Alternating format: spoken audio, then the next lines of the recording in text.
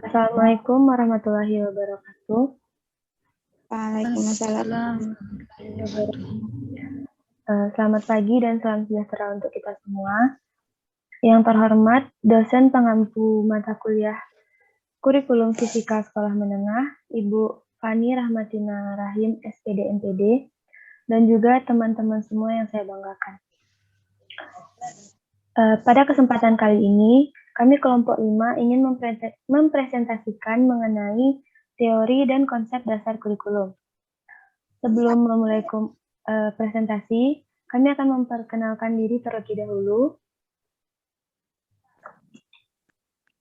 Saya Rizky Menasari, NIM 2003398, dan rekan-rekan saya, Raudatul Hayati, 2003392, Revici Ardila, 2003393, dan Sylvia Yuliani, 2003310.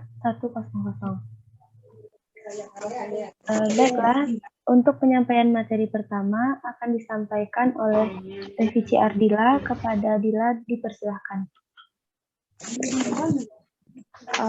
Baik, terima kasih sebelumnya kepada moderator.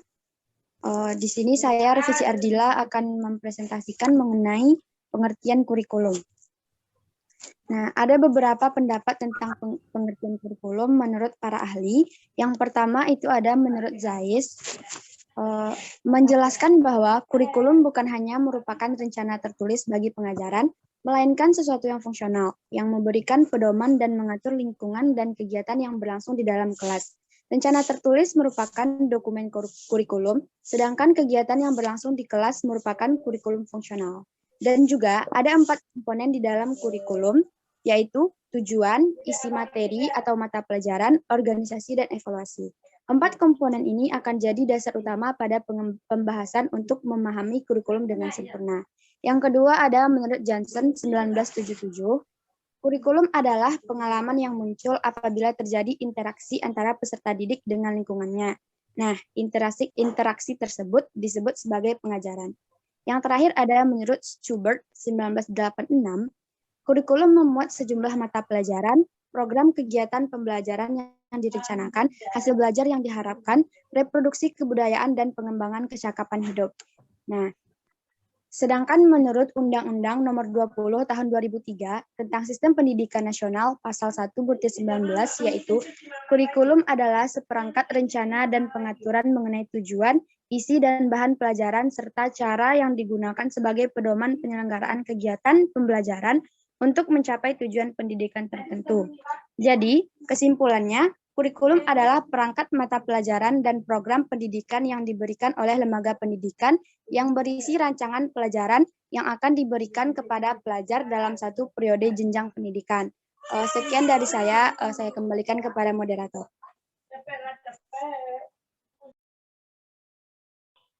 Baik, terima kasih Dila yang sudah menyampaikan mengenai pengertian kurikulum.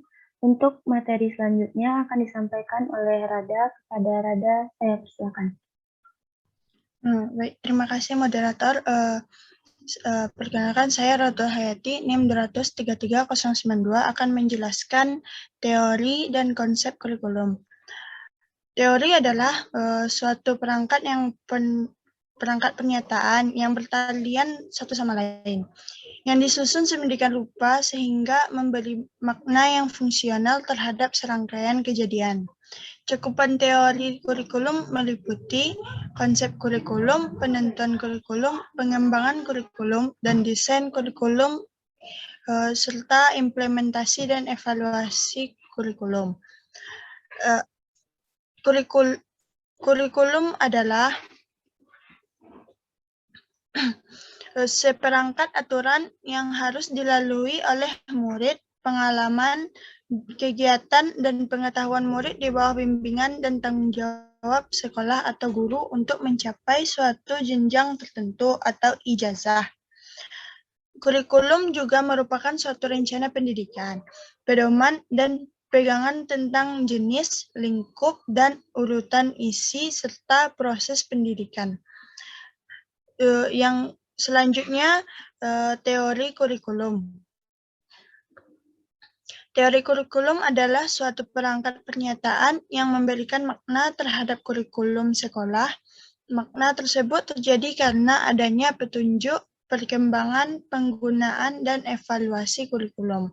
Bahan kajian dari teori kurikulum adalah hal-hal yang berkaitan dengan penentuan keputusan, penggunaan, perencanaan, dan pengembangan, serta evaluasi kurikulum.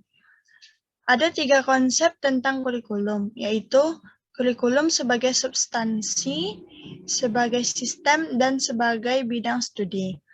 Kurikulum sebagai substansi yaitu suatu rencana kegiatan belajar bagi murid-murid di sekolah atau sebagai suatu perangkat tujuan yang ingin dicapai.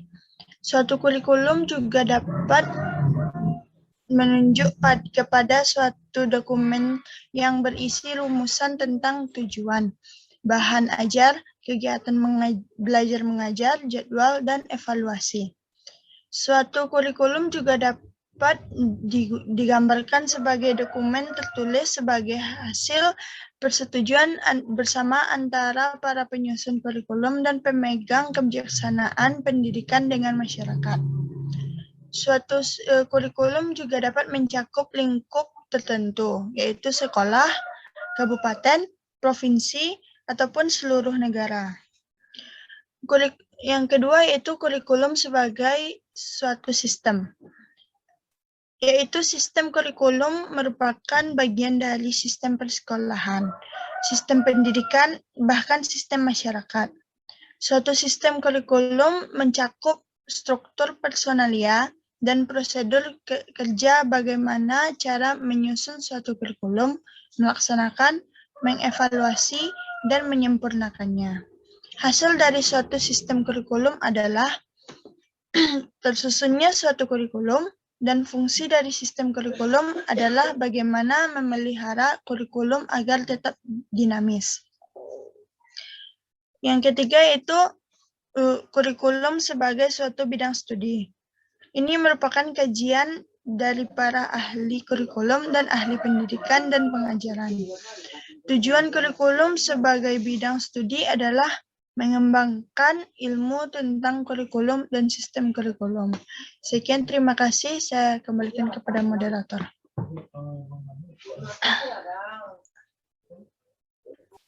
Terima kasih kepada Rada yang telah menyampaikan teori dan konsep kurikulum.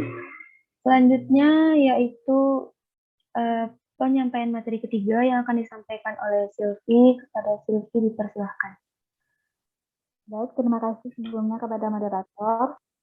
Perkenalkan, nama saya Silvia Yuliani, akan menjelaskan tentang model-model konsep kurikulum dan dimensi-dimensi kurikulum. Untuk model konsep kurikulum, pertama itu konsep kurikulum akademik. Kurikulum akademik merupakan model yang pertama dan tertua, dan sejak sekolah berdiri kurikulumnya telah ada dan bahkan sampai sekarang. Walaupun telah berkembang tipe-tipe lain, umumnya sekolah tidak dapat melepaskan tipe ini karena sangat praktis dan mudah disusun dan mudah digabungkan dengan tipe-tipe lainnya. Kurikulum akademis bersumber dari pendidikan klasik, yaitu paternalisme dan esensialisme, yang berorientasi pada masa lalu. Semua ilmu pengetahuan dan nilai-nilai telah ditemukan oleh para pemikir masa lalu. Semua ilmu yang pengetahuan dan nilai telah ditemukan oleh oleh budaya masa lalu tersebut. Kurikulum ini lebih mengutamakan isi pendidikan. Belajar adalah berusaha menguasai ilmu sebanyak-banyaknya. Orang yang berhasil dalam belajar adalah orang yang menguasai seluruh atau sebagian besar isi pendidikan yang diberikan atau disiapkan oleh guru. Isi pendidikan diambil dan di setiap disiplin ilmu. Sesuai dengan bidang disiplinnya, para ahli masing-masing telah mengembangkan ilmu secara sistematis, logis, dan solid. Para guru dan pengembang kurikulum tidak perlu susah payah menyusun dan mengembangkan bahan sendiri. Mereka tinggal memilih bahan materi ilmu yang telah dikembangkan para ahli disiplin. Kemudian mereorganisasi secara sistematis sesuai dengan tujuan pendidik dan tahap perkembangan siswa yang akan mempelajarinya. Guru sebagai penyampaian bahan ajar kurikulum, dia harus menjadi ahli dalam bidang-bidang studi yang dia ajarkan. Dijauh guru dituntut bukan hanya menguasai materi, tetapi ia juga model bagi para siswanya. Apa yang disampaikan dengan cara penyampaian harus menjadi bagian dan pribadi guru. Guru adalah dibuku dan ditiru atau diikuti dan dicontoh. Karena kurikulum akademis sangat mengutamakan pengetahuan, maka pendidikan lebih bersifat intelektual. Kurikulum tidak hanya menekankan pada materi disampaikan dan perkembangan secara berangsur-angsur, memperhatikan proses belajar yang dilakukan siswa. Proses belajar yang dipilih sangat tergantung pada segi apa yang dipentingkan dalam materi pelajaran tersebut. Yang kedua, kurikulum humanistik. Dalam pengembangan humanisme, kurikulum adalah suatu yang dapat menunjang perkembangan anak dan aspek kehidupannya. Kurikulum dapat dilihat sebagai proses yang mampu memenuhi kebutuhan individu untuk mencapai integrasi perkembangan dan menuju aktualisasi perwujudan diri. Pengikut dalam aliran ini merupakan pendidikan kurikulum kritis radikal. Musisi baru, pendidikan Hofian adalah pendidikan yang memandang anak sebagai suatu keseluruhan diri. Kritis radikal adalah pendidikan yang bersumber dari aliran naturalisme atau romantisme yang menekankan pendidikannya pada upaya untuk membantu anak menentukan dan mengembangkan sendiri segala potensi yang dimilikinya dan menciptakan situasi yang memungkinkan anak berkembang secara optimal. Mistisme modern adalah aliran yang menekankan pada latihan dan kepekaan perasaan dan keluhuran budi pekerti atau menemukan nilai-nilai dan latihan sosialisasi, meditasi, dan teknik transpersonal lainnya. Kurikulum humanistik bertolak dari asumsi bahwa anak adalah pertama dan utama dalam pendidikan.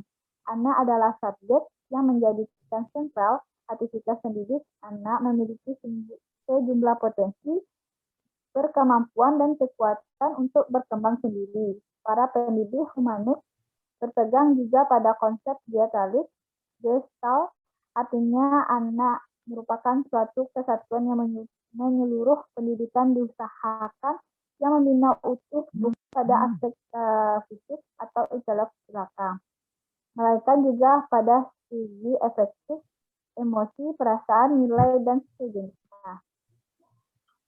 Yang ketiga, kurikulum rekonstruksi sosial. Kurikulum rekonstruksi sosial ini lebih menekankan pada problem-problem yang dihadapi murid dan dalam kehidupan masyarakat. Konsepsi kurikulum ini mengungkapkan bahwa pendidikan bukanlah upaya sendiri, melainkan merupakan kegiatan bersama, interaksi, dan kerjasama. Interaksi atas kerjasama dapat terjadi pada siswa dengan guru, siswa dengan siswa, siswa dengan lingkungannya, dan kerjasama semacam para siswa berusaha memecahkan problem yang dihadapi dan masyarakat agar menjadi masyarakat yang lebih baik. Yang keempat, kurikulum teknologi. Dalam pandangan teknologi, kurikulum merupakan proses teknologi untuk menghasilkan kemungkinan kebutuhan tenaga yang mampu membuat keputusan. Penerapan teknologi dalam pendidikan khususnya kurikulum meliputi dua bentuk, yaitu bentuk perangkat lunak, software, dan perangkat keras, hardware. Penerapan teknologi perangkat keras dalam pendidikan dikenal sebagai teknologi alat. Sedangkan penerapan teknologi perangkat lunak disebut juga dengan teknologi sistem. Teknologi dalam pendidikan dalam arti teknologi alat lebih menekankan penggunaan alat teknologi untuk menunjang efisien dan efikasi pendidikan. Dalam kurikulum mengandung rencana-rencana penggunaan berbagai alat dan media, juga model-model pengajaran yang melibatkan penggunaan alat. Contohnya model dari pengajaran tersebut adalah pengajaran pemrograman, mesin pengajaran, pengajaran modul, pengajaran dengan bantuan alat komputer, dan pengajaran dengan pendekatan sistem. Jadi arti teknologi sebagai sistem teknologi pendidikan menekankan penyusunan program atau rencana pelajaran dengan menggunakan sistem. Program pengajaran tersebut bisa semata-mata sistem dan juga berupa program sistem yang ditunjangkan dengan alat dan media, serta bisa juga program sistem yang dipadukan dengan alat dan media pengajaran. Pada bentuk pertama, pengajaran tidak membutuhkan alat dan media yang canggih, tetapi lebih baik jika alat media itu disediakan. Bentuk ketiga, pengajaran tidak berjalan tanpa alat dengan media yang canggih, karena itu alat dan media sebagai syarat yang berpadu dengan program. Dengan teknologi diusahakan terjadinya proses belajar, mengajar terutama dalam teknik mengajar dan dikuasai sepenuhnya sehingga dapat menjamin hasil yang sama. Teknologi pendidikan memberikan dasar ilmiah dan empirik kepada proses mengajar. Penyertapan teknologi telah dikenal dalam kurikulum 1975. Setiap guru diharuskan menggunakan prosedur pengembangan sistem instruksional, pengajaran modul, evaluasi belajar tahap akhir dengan sistem penerimaan mahasiswa baru, belajar mengajar berbasis internet dan lain sebagainya. Dimensi kurikulum. Pertama, dimensi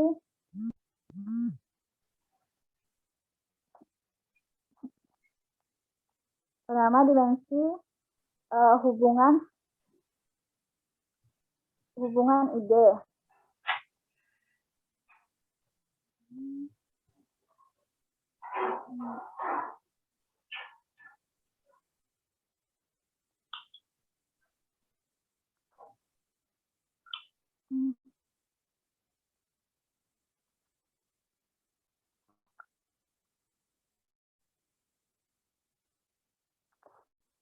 Kurikulum sebagai dimensi yang berkaitan dengan ide pada dasarnya mengandung makna bahwa kurikulum itu adalah sekumpulan ide yang akan dijadikan pedoman dan pengembangan kurikulum selanjutnya.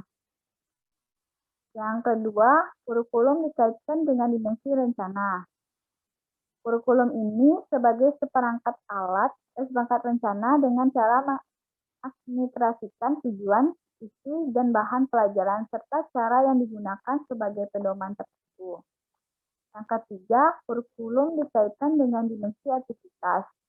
Kurikulum sebagai dimensi aktivitas memandang kurikulum merupakan segala aktivitas dari guru dan siswa dan proses pembelajaran sekolah.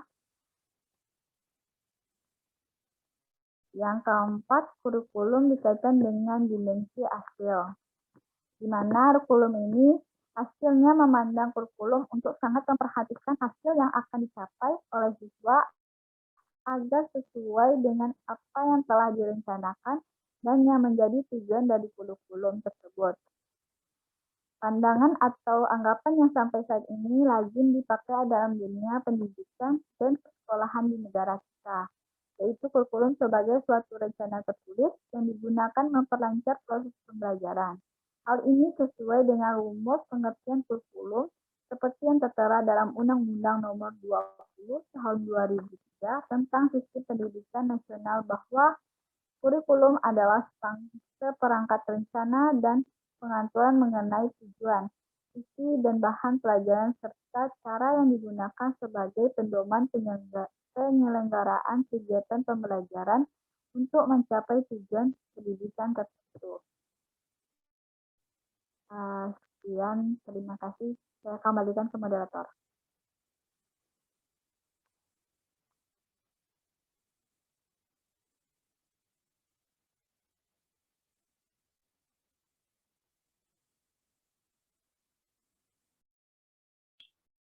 Baik, terima kasih Sylvie yang telah menyampaikan materinya.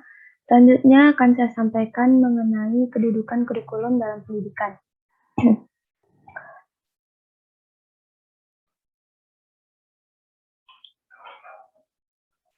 Kurikulum disebut sebagai inti pendidikan dan menjadi ciri utama sekolah sebagai institusi yang bergerak dalam pelayanan pendidikan. Kurikulum di dalamnya terdiri dari beberapa komponen, yaitu tujuan, isi,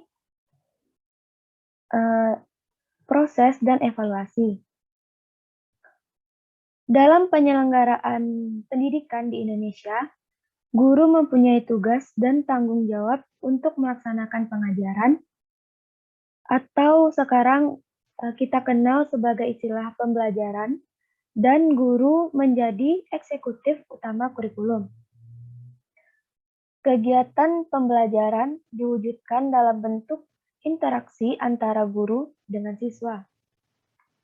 Siswa memiliki tugas pokok belajar, yakni berusaha memperoleh perubahan perilaku atau pencapaian kemampuan tertentu berdasarkan pengalaman belajarnya dan diperoleh dalam berinteraksi dengan lingkungannya.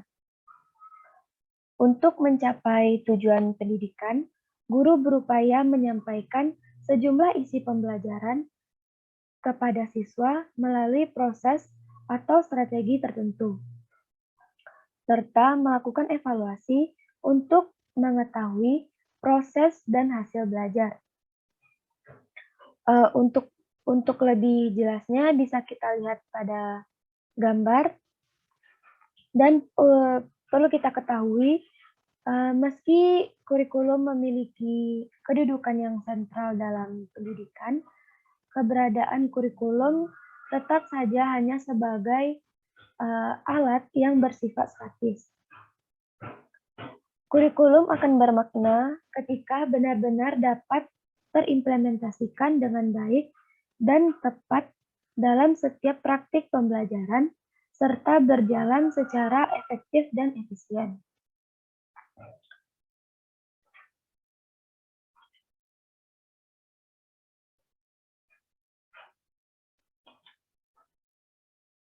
Selanjutnya mengenai evaluasi kurikulum. Evaluasi kurikulum yang dimaksud yaitu untuk meneliti kembali apakah suatu proses atau kegiatan pembelajaran itu dapat terlaksana dengan perencanaan kurikulum yang ditetapkan. Evaluasi kurikulum harus mencakup 3 hal, yaitu produk, efek, dan impact. Produk berupa prestasi belajar yang dicapai siswa. Efek adalah perubahan perilaku ke tingkatan yang lebih tinggi. Impact adalah pengaruh kurikulum pada perkembangan lembaga, pendidikan, dan masyarakat.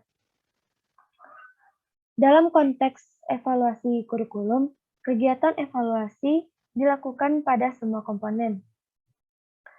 Yang pertama, evaluasi pengajakan kebutuhan dan kelayakan kurikulum. Yang kedua, evaluasi pengembangan kurikulum. Yang ketiga, evaluasi proses belajar mengajar. Yang keempat, evaluasi bahan pembelajaran. Yang kelima, evaluasi keberhasilan atau produk kurikulum. Dan yang keenam, penelitian kurikulum atau next evaluasi kurikulum. Suatu evaluasi kurikulum minimal berkenaan dengan 3 hal, yakni evaluasi sebagai moral judgment, evaluasi dan penentuan keputusan, evaluasi dan konsensus nilai.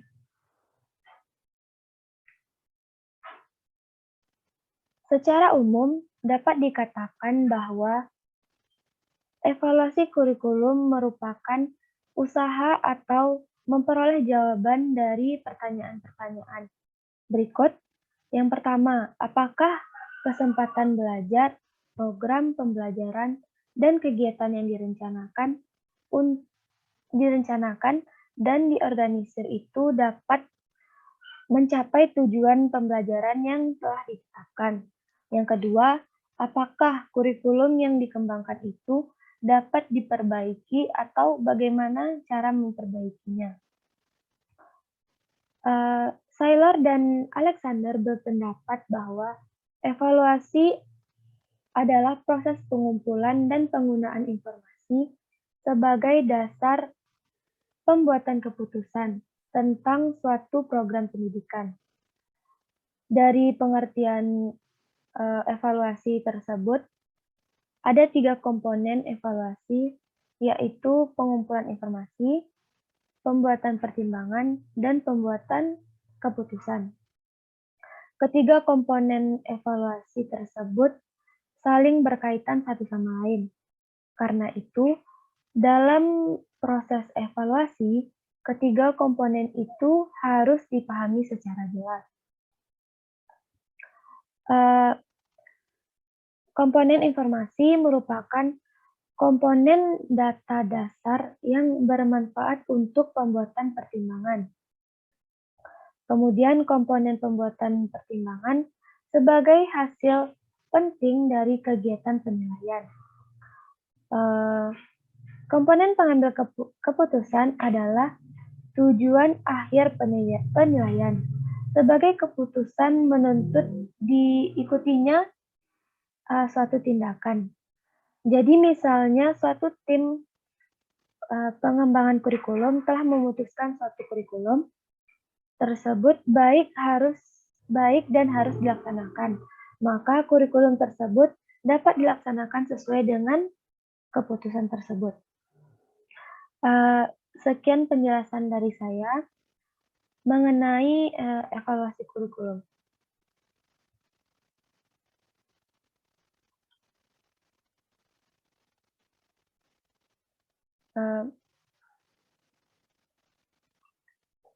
Sekian penjelasan kami dari kelompok 5 mengenai teori dan konsep dasar kurikulum. Apabila terdapat kesalahan, kami mohon maaf. Kami tutup. Wabillahi taufiq wal hidayah. Wassalamualaikum warahmatullahi wabarakatuh. Waalaikumsalam warahmatullahi wabarakatuh.